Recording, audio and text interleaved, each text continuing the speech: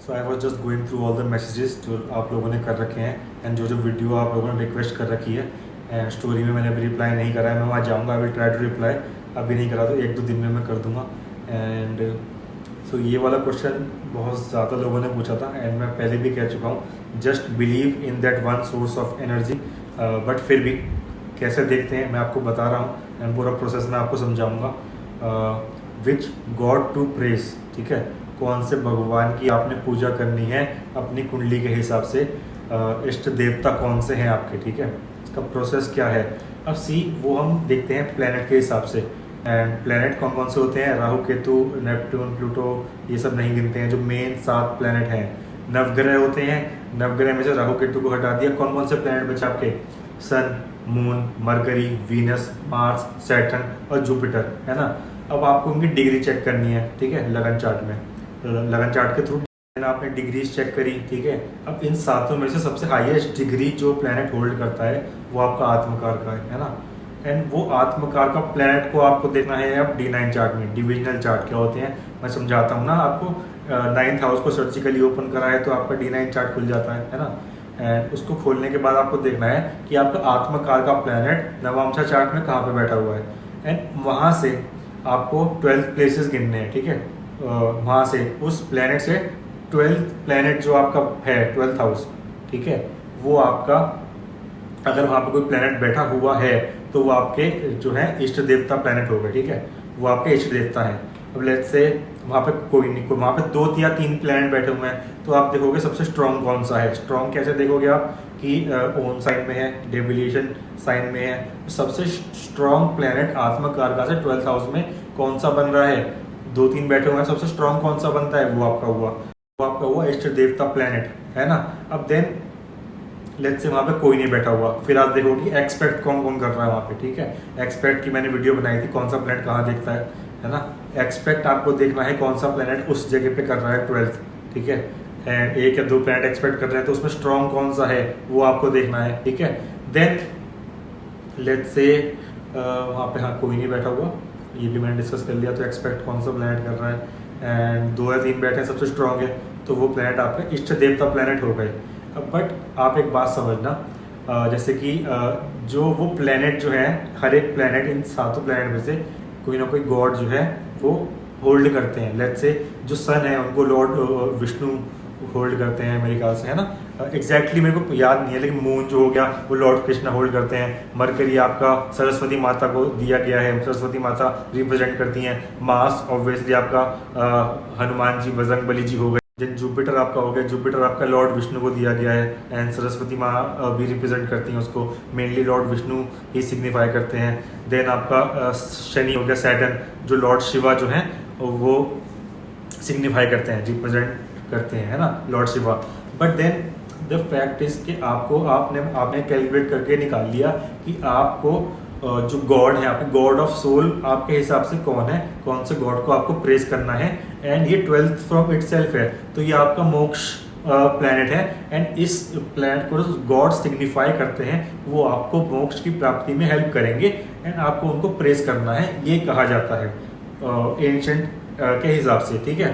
But मैं आपको एक बात बताऊं कि केवल वैदिक एस्ट्रोलॉजी नहीं, जर्मन भी है, इजिप्ट में भी है, इन सब प्लैनेट्स को अलग अलग जो है गॉड्स जो है वो होल्ड करते हैं। अगर आप ग्रीक माइथोलॉजी वगैरह को रीड करेंगे एंड रोमन माइथोलॉजी को रीड करेंगे एंड एशियन टेक्स्ट वगैरह को आप अगर रीड, है ना, तो सही है। सब प्लैनेट्स अलग अलग धर्मों में भी अलग अलग जो है लॉर्ड्स रिप्रेजेंट करते हैं।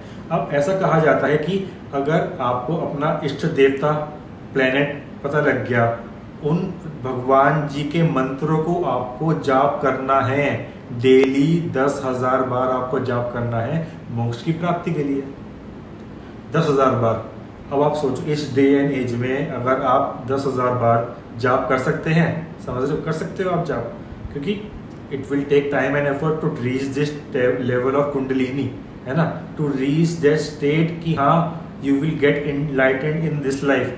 वेदर अलाइनमेंट है कि नहीं है, आपको मोक्ष मिल जाएगा अगर आप अपने इष्ट देवता की दिल से प्रार्थना करेंगे। क्योंकि देखो मैं साफ कहता हूँ, क्या कहता हूँ, पीले कपड़े पहनने से, टीका लगाने से कोई साधु नहीं बन जाता। मैं तो बिल्कुल नहीं हूँ। I am the least spiritual person, I just study, मैं सारे धर्मों को स्टडी करता हूँ, आई एम जस्ट मोक्षा की पहले भी बात करी थी आपसे। अब ऐसे आत्मा कारका से, ठीक है, 9th देखेंगे, मैंने क्या बताया था, धर्मा, आर्ता, कामा, मोक्षा।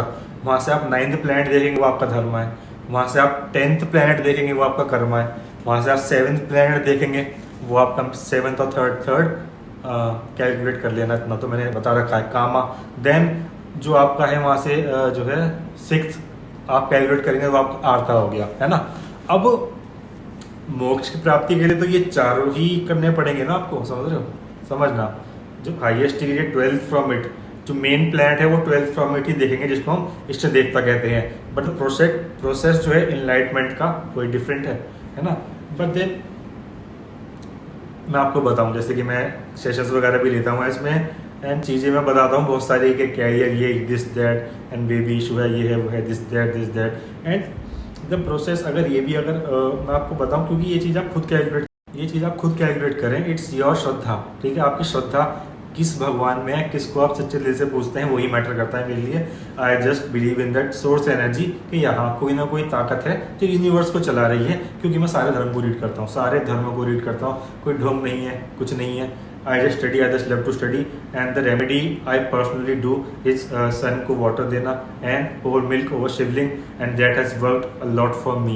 मैं उसी में बिलीव करता हूँ, and that is my belief। मैं कोई मंक नहीं हूँ, मैं कोई साधु नहीं हूँ कि समझ रहे हो, साधु होता तो यहाँ नहीं बैठा होता आपके सामने। एंड 10,000 बार मंत्रों का जाप करना, ठीक है, मतलब कि you have to give all day you have to give, ठीक है। आपको उसके बाद क्या करना है, तामसिक बातें नहीं बोलनी, ठीक है।